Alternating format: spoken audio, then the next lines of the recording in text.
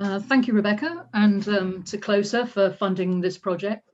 I'd like to also thank our co-Is for their work and support on this project.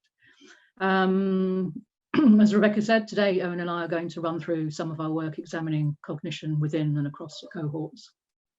So I'll start with the outline. I'm going to briefly run through the aims and objectives. I'm going to show you the guide and describe some of the learnings from assessing the measures and preparation for retrospective harmonization. And then Eoin's going to run through our approach to retrospective harmonization, testing for equivalence, some examples, an example of using harmonized measures, and he's going to conclude as well. So there's a wealth of information on cognition over the live course in the cohorts, and this has been used to answer research questions in many different fields, for example, education, psychology, public health, and economics. And one of the things is that the tests vary considerably within and across the cohorts. And this is especially difficult for studies of looking at developmental trends and cross-cohort comparisons. So what we tried to do was start off by assessing the cognitive measures available in the cohorts, then establish which, if any, cognitive constructs could be retrospectively harmonized, and create those harmonized measures, and then test the validity of those measures. We then went on to produce an example of how the harmonized data could be used. So we included 5 British birth cohorts, the 1946, the National Survey of Health and Development, who are now in their 70s, and there's cognitive measures across the lifespan from age 8 to 70, the 1958, who are in their 60s, and again, there are cognitive measures from around age 7, 8 to age 50, the 1970 British birth cohort, who are just in their 50s, and there are cognitive measures from 2 years to age 46. And then Ausbach, the Avon longitudinal study of parents and children, which they're now in their late 20s, and this particularly focuses on the Avon area, Bristol and Bath, and they have measures from 4 months to 18 years. And Millennium Cohort Study, which who are now in their late teens, approaching 20, and we have measures at 9 months to age 17. So our first task was an assessment of the cognitive measures in the cohorts. And there's already some useful information available. There's user guides, technical guides, guides that are specific to the cognitive measures, and also papers using the cognitive measures. However, the level and detail varied across the cohorts, and there was no uniform description of the key features of these instruments. So we decided to map the cognitive measures by age and cohort, and we tried to be as inclusive as possible, but we didn't actually include educational qualifications or subjective reports of cognitive problems. So the amount of information was so vast, we decided to produce a standalone guide to the cognitive measures, and that's a picture of the PDF version, which is 375 pages long and covers 180 tests, and this is available. However, in order to increase accessibility, we, along with more CLOSA, produced an online version, which I'm going to show you now, and that's the link there. So this is the home page for the guide online to the cognitive measures, and so we have an introduction. We have 2 different ways to explore the measures. So one is by life stage, and another by cohort study. And we have further information, which, for example, you can download the full PDF, and at the bottom you can see how to cite the guide should you use it in your work. So if we start with the introduction, and hopefully this won't take too long to load. So the introduction covers the cohorts that were included, as the ones that I've mentioned, measuring cognition, conventions in the available tests, an an overview of the cognitive measures and the specific features documented, which I'll come back to in a minute. So if we start with the overview of the cognitive measures, they were split into 2 life stages. So we've got an overview of childhood measures and an overview of adult measures. And the test in childhood comprised largely of measures of ability and achievement, whereas in adulthood, they tended to be more reflective of cognitive skills and abilities and how those that sort of impact on day-to-day adult life, for example, short-term memory and verbal fluency. So if you're looking to identify all the tests at a given age or at life stage, this is where you would start. So if we have a look at the overview of childhood, you've got the cohort studies across the top and the ages down the left-hand side. The names of the tests are highlighted in red, so you can just click on those, and if you wanted to go for a particular test, you can just look at the description, you can just click on that straight away. So a few things to highlight. So you'll notice in the first few years, there are tests in the BCS 70, in AUSPAC and MCS, but not in the older cohorts, and their first tests don't appear until about age 7 or 8. The tests pre-age 3 are developmental milestones. So for example, they're motor coordination, speech and language. And you'll also notice that there's an asterisk after some of the tests. And basically this denotes subsamples which were randomly selected. So not everyone in the cohort was tested. With the exception of the MCS, that's the only cohort at the moment where you have tests for the full cohort before the age of 3. So as they age, the number of more populated. So for example, at age 5, across there are a range of tests completed.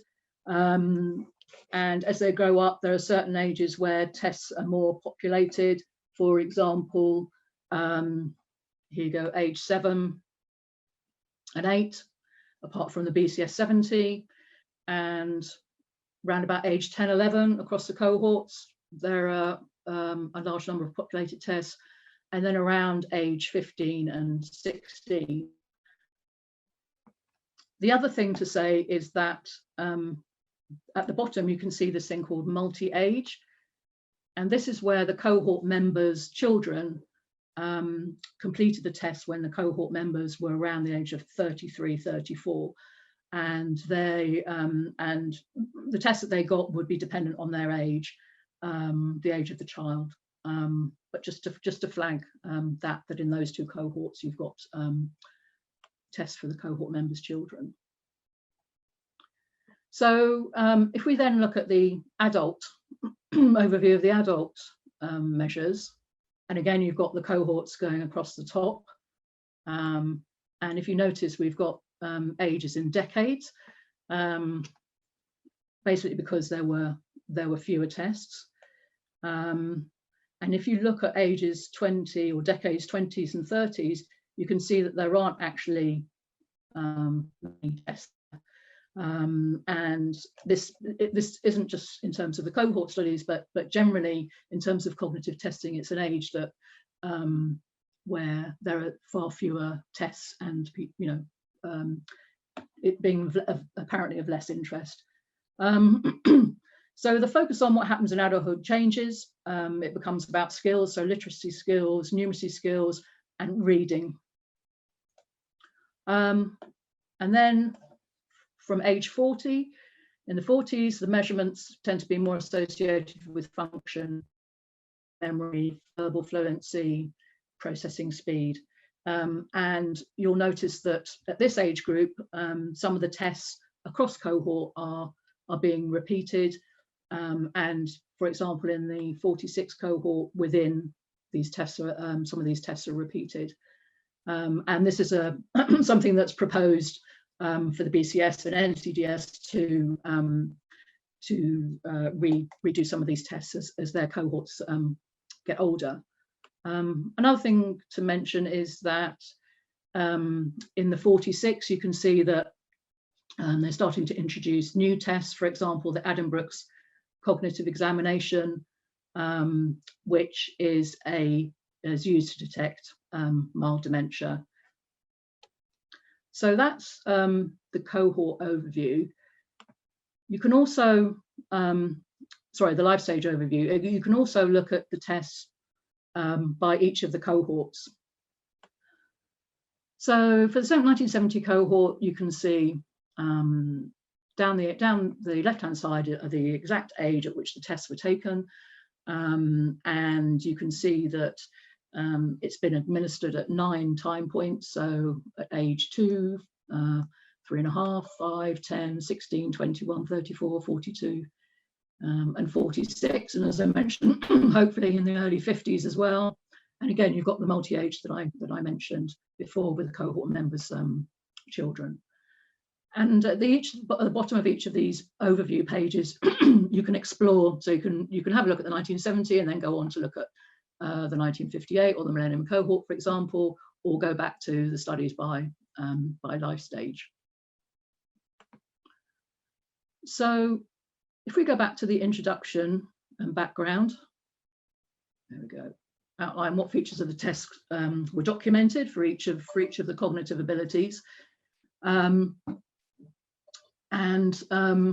Where possible, the information is taken from the original source documentation for the measure.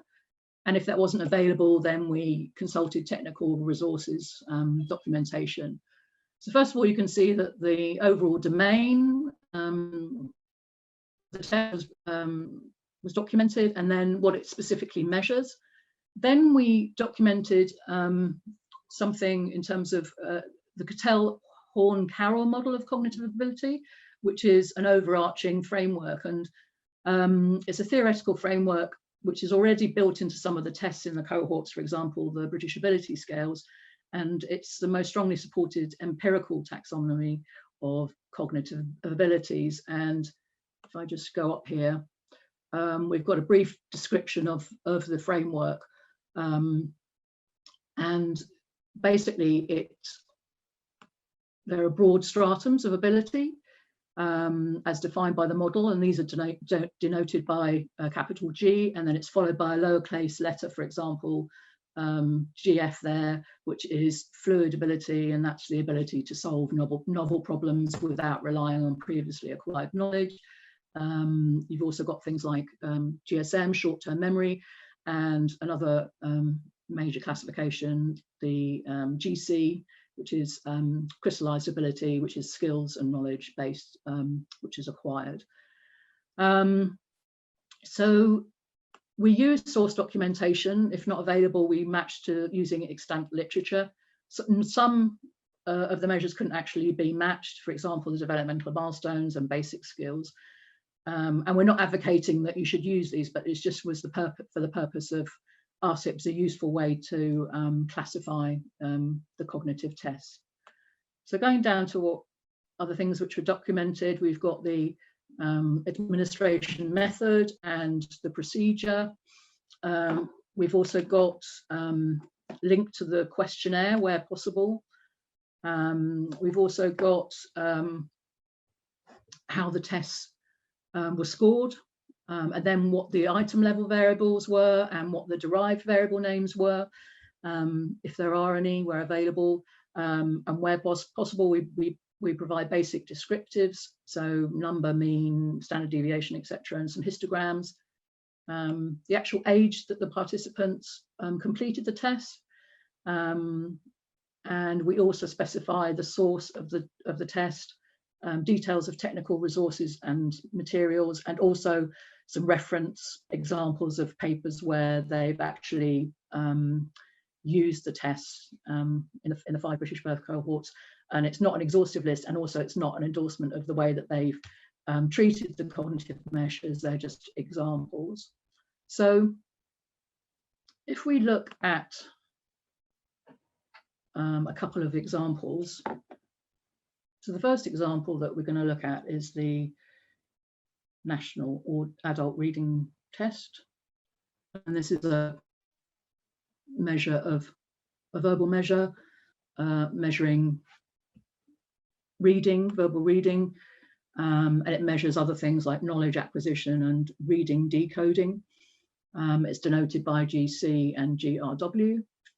It was done face-to-face by a nurse, and the participants were asked to read aloud a list of 50 words that increased in difficulty, and it uses irregular words, and the scoring is the number of errors inverted.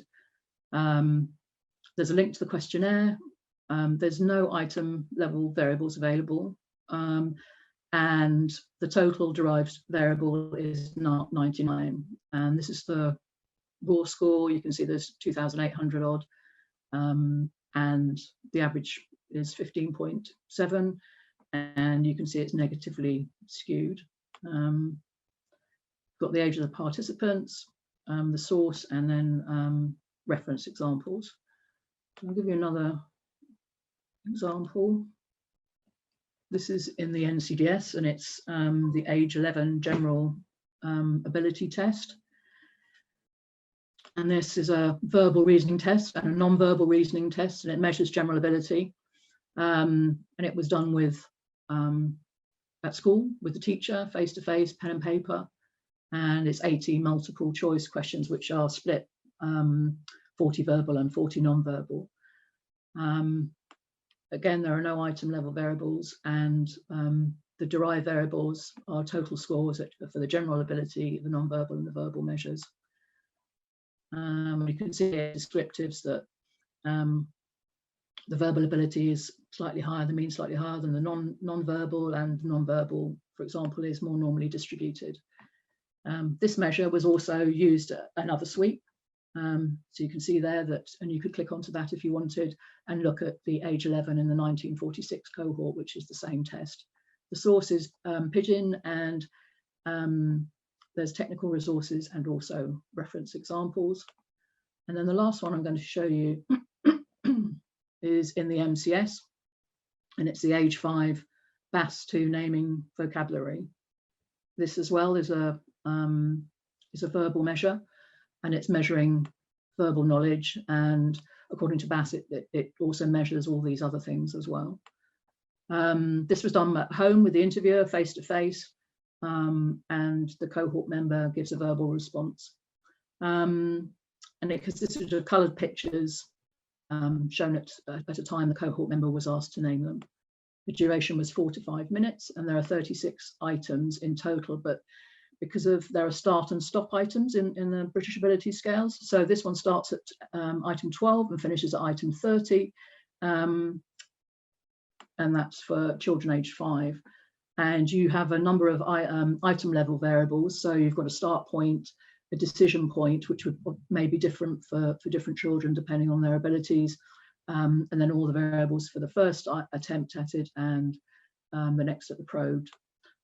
You also have 3 different derived variables. So the first one is the raw score. So that's actually the total number of correct responses. But it may be that a child responded to easier questions or more difficult questions. So there's an ability adjusted score, where the total number of correct responses accounting for the actual items that they responded to, and it's also dependent on age and successful completion of those. And then finally, there's a score which is both ability and age adjusted, but age adjusted on the BAS2 age norm data as well. So you've got 3 different derived variables there, and you can see that they're distributed slightly different there with the histograms. So with this measure, it was also measured at age 3 in the MCS.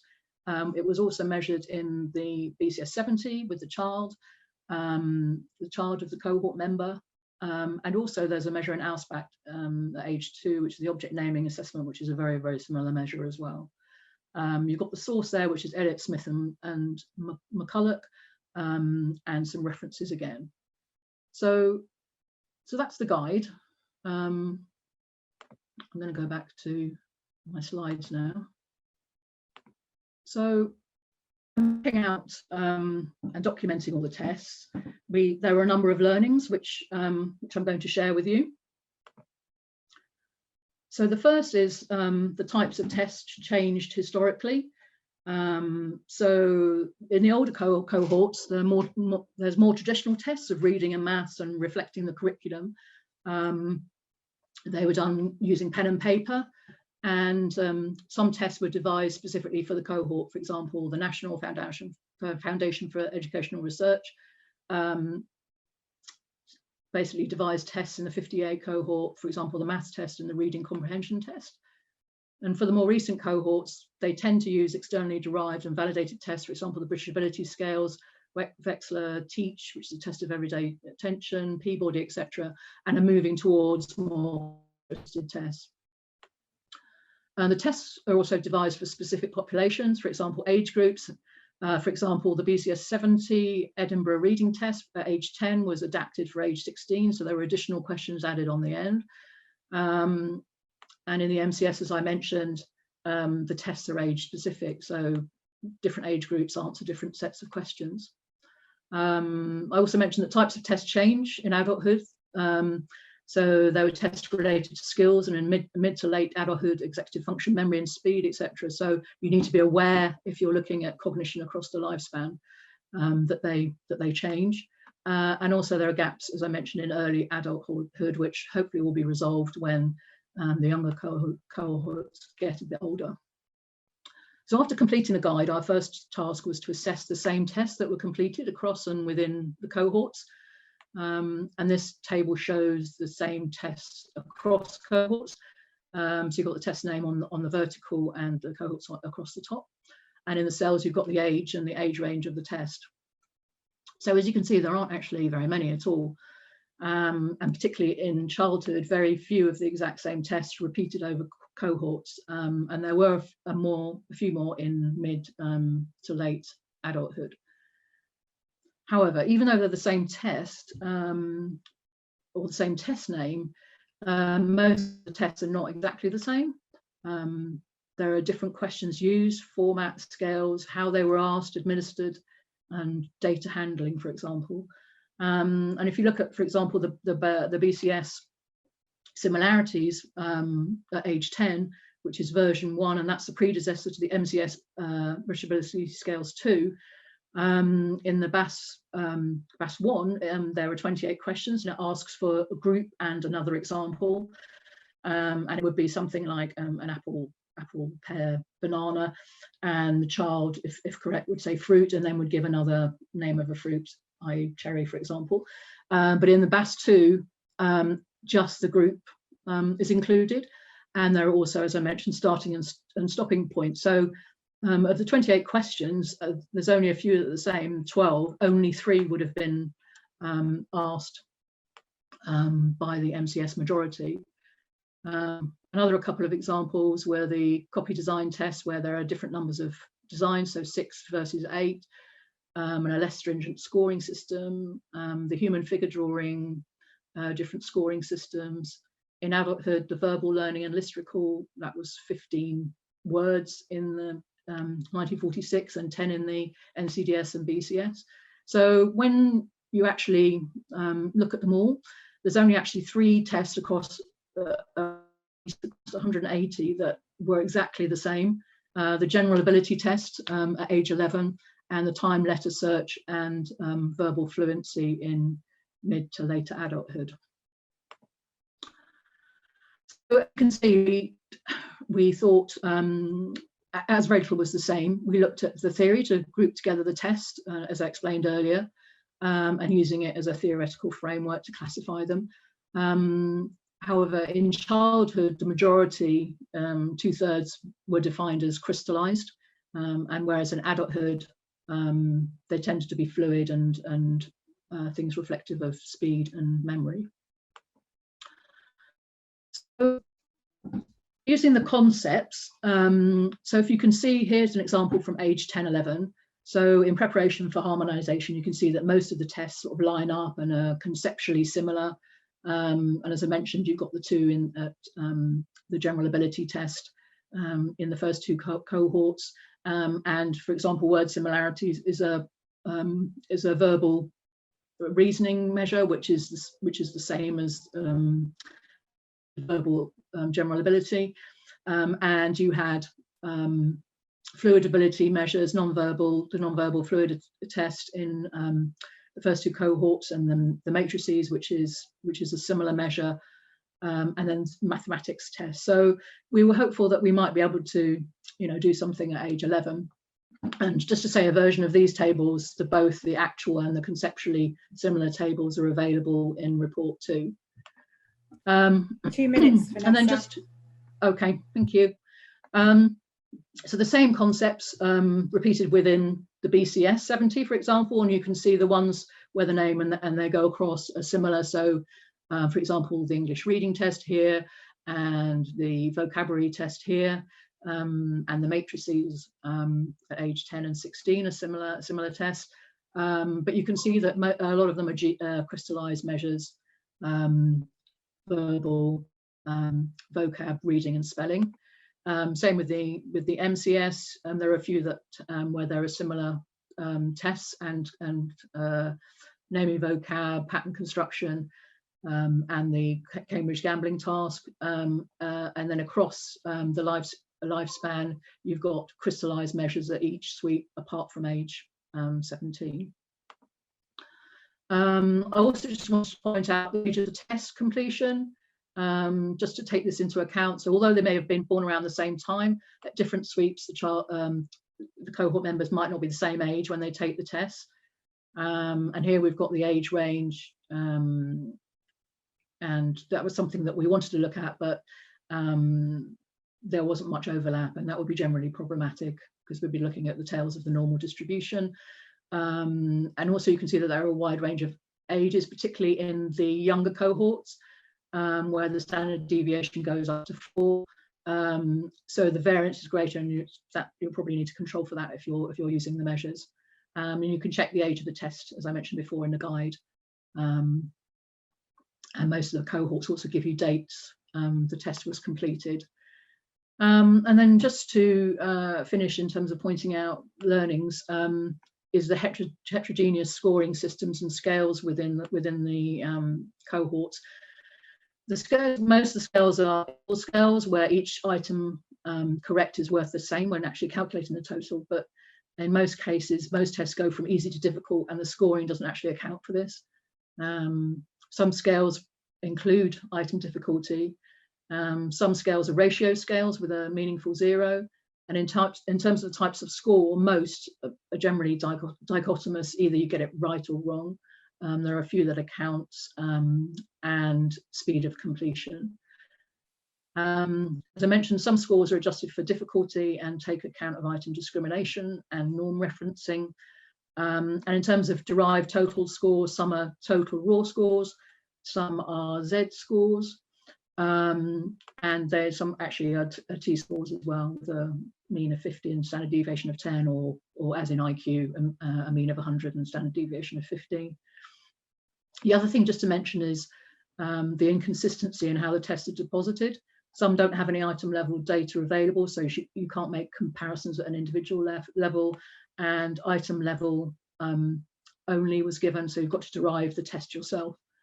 And finally, some tests are not actually normally distributed, although this was done in some cases on purpose in terms of being used as a benchmark, just to be aware of that, and also the mode effects that may influence the test. So the issues that I've just mentioned, and in particular the lack of same test and concept and the lack of individual data, was very evident, the complexity and difficulty of attempting to harmonise these measures, and we were restricted in what we could actually do. So Eoin's going to run through what we did and some examples. Okay, thanks, Vanessa, and thanks to everyone who's joined us today. So as Vanessa mentioned, the second key aim of this project was to explore the feasibility of retrospectively harmonizing the available cognitive tests in the British birth cohorts. So I'm briefly going to take you through our approach to this and give an example of what we did. So retrospective harmonization is a broad term used to describe the process where we take existing data either within or across different studies and manipulate this data in some way to make it more directly comparable. Harmonization projects are inherently idiosyncratic. Each case really depends on the nature of the data and the use for which the data is intended. However, Fortier and colleagues, part of the Maelstrom consortium, provide broad methodological guidelines on how to conduct a retrospective harmonization, consisting of these steps.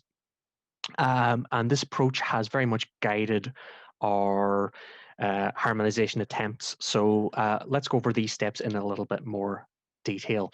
So step one is pretty self-explanatory, really.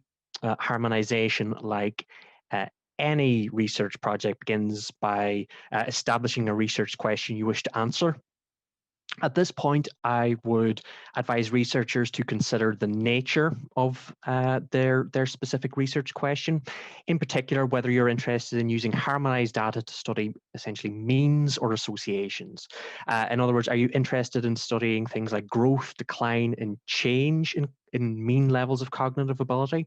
Or are you interested in the associations between cognitive ability and various predictors or outcomes, or both? The importance of this will become apparent as we move through the steps.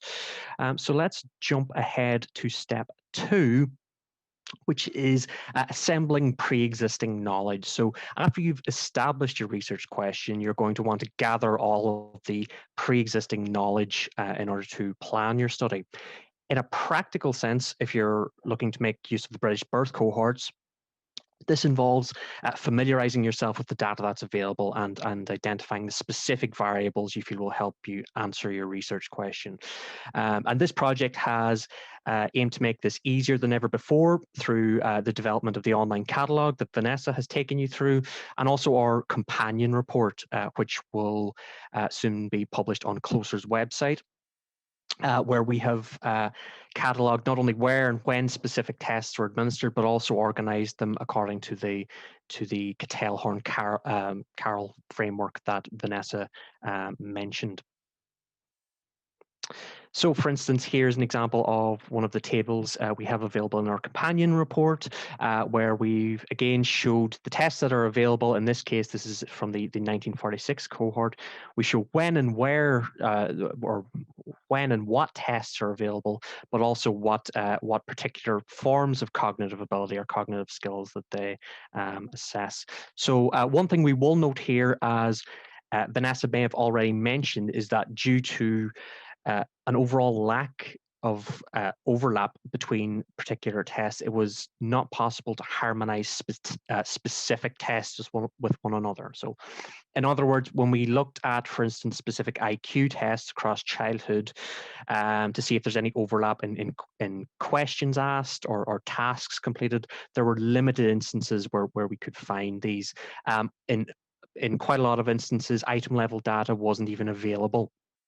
Where in certain cohorts, particularly the earlier cohorts, the only variables available were summary level or total score data. So this left us with no real choice other than to harmonize at the conceptual level, essentially, in which we treated each individual cognitive test as an indicator of general cognitive ability. Again, this will become clear as we go through the steps. And this should become clear by providing an example. So step 3 involves identifying a harmonizable pool of items, or a pool of items or tests that you think can be harmonized. So for instance, here is a list, using our example, a list of all of the cognitive tests administered in adulthood in the 1946, the 1958, and the 1970 cohorts. And looking at this list, we can see a subset of tests that were consistent across the cohorts. So we had a word list recall test. This tests verbal memory. A letter cancellation test measuring visual processing speed. and verbal fluency. This was an animal naming task that measured executive function, or if you want to look at it from the Cattell model, long-term storage and retrieval type of working memory. So these 3 tests were administered at roughly the same ages across development, not exactly, but roughly in the kind of midlife, late 40s, early 50s period. So this suggested to us that, okay, maybe there's potential to harmonize and look at cross-cohort differences here. Okay, so step 4, processing the data. So if I identified our subset of tests, now does this data need to be processed? So you might say, well, Eoin, you've got the same, the exact same tests here. Does this even need to be processed? Is this even harmonization at all? Well, as Vanessa mentioned, just because it looks like the same test was administered, it isn't always the case. There can be subtle differences. So in some cases, yes, the identical tests were administered. For example, let's look at the animal naming test. This was a very, very simple task in which individuals were asked to name as many animals as they could think of within 60 seconds as a measure of kind of long-term storage and retrieval. And a very simple task, if we look at the distributions of scores, we can see that it looks like really responses were really, really consistent across cohorts here. But if we look at something else, like, for instance, the verbal memory tests, in the 1946 cohort, individuals were shown 15 words over the course of 60 seconds and were asked to write down as many as they could remember. Whereas in the 1958 and 1970 cohorts, individuals were played via computer or over tape 10 words and were asked to verbally recount as many as they could remember. So here we have 2 issues. We've got a method effect, the kind of oral versus visual memory, and a difference in scale. Individuals in the 1946 could score a maximum of 15 points, whereas in the subsequent cohorts, they could score a maximum of 10.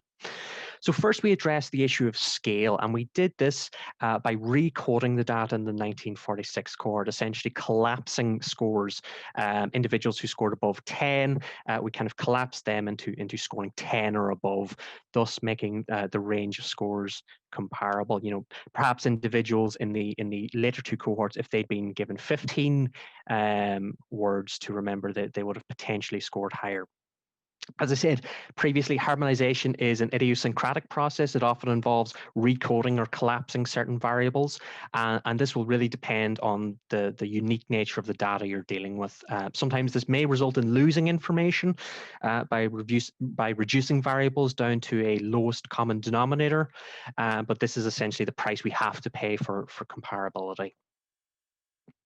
Okay, so now we have our comparable variables, but how do we know how well our processing has worked? Also, what about mode effects? Could this introduce systematic differences in measurement error? This is what we need to investigate further. So for step 5, it's important to estimate the quality of your harmonized data. And the most comprehensive way of doing this, we found, was using a latent variable modeling approach. So what we've done is we've using our harmonized subset of items, we've tested for measurement invariance using multi-group confirmatory factor analysis. So those who may not be familiar with this technique, this involves estimating a factor or measurement model simultaneously in 2 or more cohorts and seeing how well this measurement model explains the covariance within the data, which we know by looking at a range of fit statistics. In our case, we specified a 1-factor model in which each of our 4 tests, our memory, processing speed, reasoning ability, acquired knowledge, just in this example, we posited that they reflected a general cognitive ability. The next step of this is we placed increasingly strict equality constraints on the statistical parameters across the cohorts, and in order to test whether these parameters are equivalent. So first of all, we tested for metric invariance. This is where this tests whether each test is related to the underlying cognitive ability variable in a consistent manner across the cohorts. And we do this by holding factor loadings equal across cohort and seeing, does this result in a kind of worsening of our overall measurement or model fit. If this doesn't worsen the model fit, we can be confident that we can compare variances and covariances across cohorts at the latent level. So in a practical sense, what this means is that this level of measurement in variance is important for researchers who are looking to examine whether particular associations, say between cognitive ability and predictor variables, outcome variables, things like socioeconomic status, education. This is important to establish if you want to see whether these associations have changed, maybe either within cohorts or across cohorts. So as I say, I mentioned this back in step one, it's important to consider what type of research question you're dealing with here. The final step then is to test for scalar invariance, where we hold the intercepts equal across cohorts. If scalar invariance is supported, we can then compare mean scores on the latent variables across cohorts. In other words, we're saying that any difference in mean levels of cognitive ability is likely to reflect a true difference in the level of the latent construct, rather than a systematic difference in measurement invariance. Or measurement error, apologies, leading to any observed difference. So this level, it's quite a strict level of invariance, but it's particularly important for individuals who are interested in using the British cohorts to compare, for example, mean scores and cognitive abilities in earlier versus later cohorts or something like that. So to quickly sum up what we found with our midlife data, we found a partial scalar model fit our data best. So full scalar invariance wasn't supported, unfortunately. However, these are very restrictive and conservative statistical models, and it's very common that full scalar invariance isn't supported. So by freeing two intercept parameters, we found that we achieved an acceptable decrease in fit according to some established rules of thumb. So in a practical sense, what does this mean? Well, we can be reasonably confident that any cross-cohort differences in our latent cognitive ability variable is not purely down to differences in measurement error. 2 minutes, Eoin. 2 minutes, no problem. Nearly finished here. So the ultimate goal, let's look at step 6. The ultimate goal of harmonizing cognitive ability is to create a set of scores that could be compared reliably within and across cohorts. So after you've established measurement invariance, the next step is essentially to implement these harmonized scores in subsequent analysis in order to answer your research question. So there are several options at this stage. The preferred method would be to incorporate latent variables directly into your analysis via structural equation modeling. In other words, estimate both the measurement model and with equality constraints.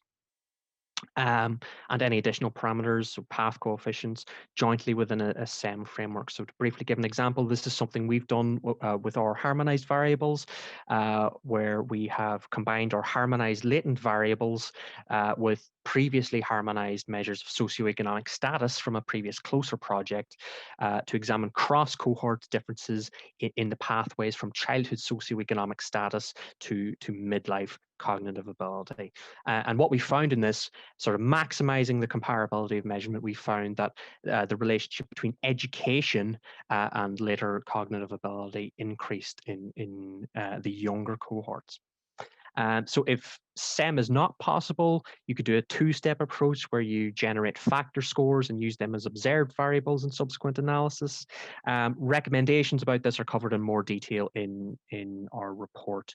And of course, step 6 is not only about disseminating findings or answering research questions, but also about preserving them and making your harmonized variables available to others to use, be this in the form of derived variables, if it's possible to store these and share them, or sharing syntax or instructions, which is what we've done. I was also going to show an example of kind of the measurement invariance not always working out. And this is something we found in kind of the earlier cohorts or at an earlier age where our measures were quite different. We tried a couple of things like to put them on common scales and to try and test for measurement invariance. Ultimately, this unfortunately didn't work at this time point. What does this mean? While of course you can compare findings broadly across the cohorts if you're looking at conceptually similar measures. However, it's difficult to make precise comparisons. Again, in terms of means associations, are there statistically significant differences here? So I'm probably well out of time now. So we've got our recommendations. This is just summing up the kind of 6-step process that we used. So you can see this again in our companion report. And our broad general conclusions, we found that few cognitive tests were similar or consistent across the cohorts, and this was a kind of general challenge throughout the project. We tested for measurement and variance at various time points with kind of mixed results. The more similar tests were to begin with, the more successful we were, which makes sense. And some limitations: we couldn't explore individual test items, and you need a certain number of tests per sweep to be able to estimate these latent variable models. So I think going forward, what this project has shown us clearly is that we need to take other steps to further improve the comparability of cognitive ability tests across not just the British cohorts, but other studies. So things like calibration, for example, administering the tests to new samples to see how they compare with one another. That's an approach we recommend. Vanessa has already done some work in that area. So just to ensure we have enough time for questions, I'm going to finish up there and just say thank you all for listening. And again, thanks to Closer for supporting this project throughout.